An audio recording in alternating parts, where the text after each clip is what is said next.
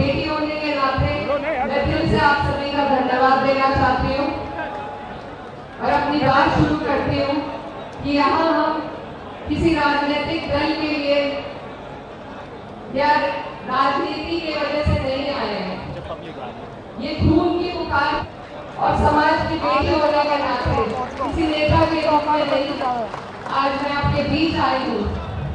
और मुझसे पहले बहुत से वक्ताओं ने बात करी कि गुर्जर तो वनों में ही रहते हैं, शेर वन में रहता है और गुर्जर शेरों से कम नहीं है। आज हमारे कई गांव जंगलों में हैं। ये सिर्फ आपकी अकेलों की लड़ाई नहीं है। आज अगर आप लोगों की बात है तो कल को ये और गाँव को और हमारी धरोहरों को इसी तरीके से कटघरे में लाकर खड़ा कर देंगे। तो आज की लड़ाई सिर्फ एक गांव की लड़ाई नहीं है, ये हमारे मान सम्मान, इतिहास और प्रतिष्ठा की लड़ाई है। आज सवाल उनसे भी उठता है जो समाज का नाम लेकर समाज के बलबूते पर संसद में, सरकारों में बैठे हैं कि क्या उनके लिए अपने लोगों से ज्यादा कुर्सी जरूरी है, सत्ता में रहना जरूरी है। सबसे पहला सवाल उन लोगों से उठता है। बहुत लोग कह रहे हैं कि आदेश है, लेकिन कोई भी आदेश या इस तरह के फरमान अंग्रेजों के टाइम पर भी चलते थे। कोई भी आदेश इंसानियत से ऊपर उठकर नहीं हो सकता। ये जो गांव है ये 10-15 साल पुराना गांव नहीं है। इसका एक बहुत बड़ा इतिहास है जिसको हम अनंतकाल तोमर जी से जोड़कर देखते हैं। ये हमारे बुजुर्गों की, पुरखों की वो विरासत है जिसे यहाँ के लोगों ने अपने खून पसीने से सींचा है। हमारे और भी भाई वन गुर्जर वो भी इसी तरीके से प्रताड़ित हो रहे हैं। तो हम सबको इस लड़ाई में एकजुट होकर ये लड़ाई लड़नी है, क्योंकि हमारे देश की जो संस्कृति है, यहाँ पर अलग अलग तरीके के, अलग अलग समाज के लोग, चाहे वो आदिवासी भाई हो, वन गुर्जर हो, या आज इस महापंचायत में मौजूद सभी लोग, हम सब जमीनों से, जंगलों से जुड़े लोग हैं। और आज अगर हमें हटाया जाएगा तो हम यहाँ किसी पूंजीपति को बसने नहीं देंगे।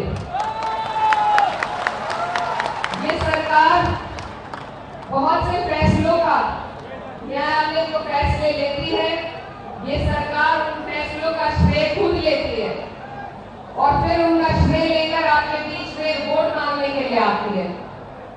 तो अगर उनका श्रेय सरकार ले सकती है तो आज क्या सरकार आप लोगों की मदद के लिए, आप लोगों के दुख में आपके लिए फैसला नहीं ले सकती? जवाबदेही तो सरकार से ही बनेगी। और हम सब यहाँ आपके बीच आपकी इस लड़ाई को, आपकी आवाज को मजबूती देने के लिए सड़क हो, संसद हो, हर जगह आपकी आवाज उठाने का काम करेंगे। लेकिन हमें आपके बल की, आपकी हिम्मत की जरूरत है। तो बस मैं यही कहना चाहती हूँ कि ये बहुत साहस का काम है। निडर होकर सत्ता की आंख में आंख डालना एक बहुत साहस का काम है। और मैं आपकी छोटी हूँ, आपकी बहन और आपकी बेटी हूँ, और अपने समाज की इस लड़ाई में आप जो भी फैसला आज की पंचायत से लेंगे, चाहे अनिश्चितकालीन धरने का हो या और कोई भी निर्णय जो भी लिया जाएगा, उसमें हम हर तरीके से, हर पूरी मजबूती के साथ आपके साथ खड़े हैं। और अंत में अपने समाज के लोगों को मैं बस यही कहना चाहती हूँ, एक कविता से अपनी बात खत्म करना चाहती हूँ कि जो सिक्कों में बिक जाए वो मेरा ईमान थोड़ी है। मेरे पुरखों ने सींचा है लहू के कतरे कतरे से, बहुत काटा मगर अब बस खैरात थोड़ी है। जो रहमन थे उन्हें हाकिम बनाकर उम्र भर पूजा, मगर अब हम भी सच्चाई से अनजान थोड़ी है। सभी का खून है शामिल यहाँ की मिट्टी में, किसी के बाप का हिंदुस्तान थोड़ी है। बहुत बहुत शुक्रिया, धन्यवाद, जय हिंद, जय समुद्र। जो सिक्कों में बिक जाए वो मेरा ईमान थोड़ी है। मेरे पुरखों ने सींचा है लहू के कतरे कतरे से, बहुत काटा मगर अब बस खैरात थोड़ी है। जो रहमन थे उन्हें हाकिम बनाकर उम्र भर पूजा, मगर अब हम भी सच्चाई से अनजान थोड़ी है।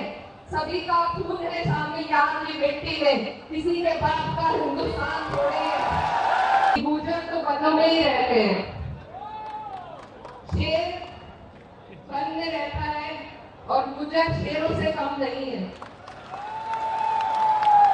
आज हमारे कई गांव जंगलों में है। ये सिर्फ आपकी अकेलों की लड़ाई नहीं है, और आज की लड़ाई सिर्फ एक गांव की लड़ाई नहीं है, ये हमारे मान सम्मान इतिहास और प्रतिष्ठा की लड़ाई है। और आज अगर हमें हटाया जाएगा तो हम यहाँ किसी पूंजीपति को बसने नहीं देंगे। और अपने समाज की इस लड़ाई में आप जो भी फैसला आज की पंचायत से लेंगे, चाहे अनिश्चितकालीन धरने का हो या और कोई भी निर्णय जो भी लिया जाएगा, उसमें हम हर तरीके से, हर पूरी मजबूती के साथ